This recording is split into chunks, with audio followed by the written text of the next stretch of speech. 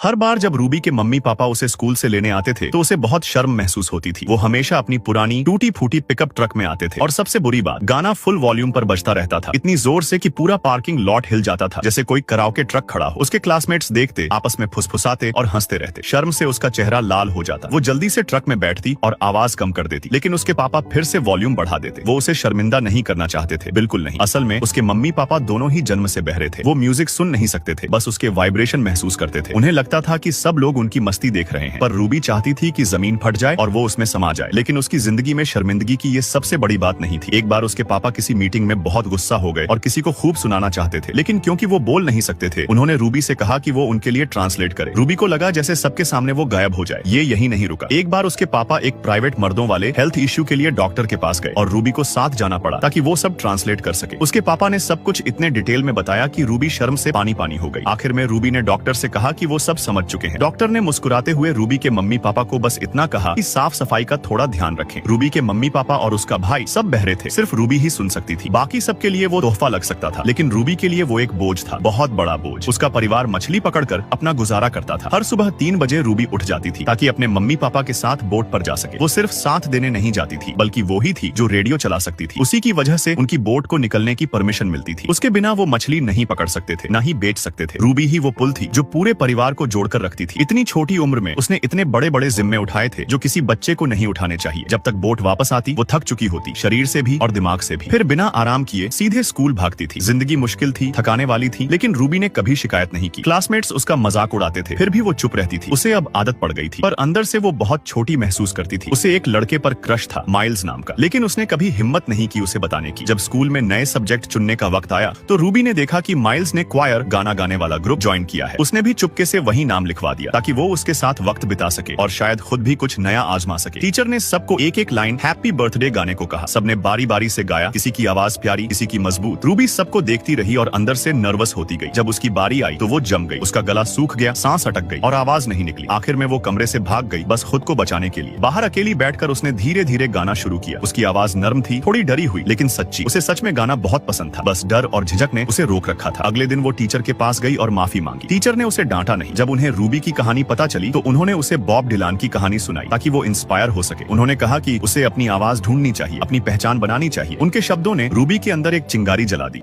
और फिर video like करने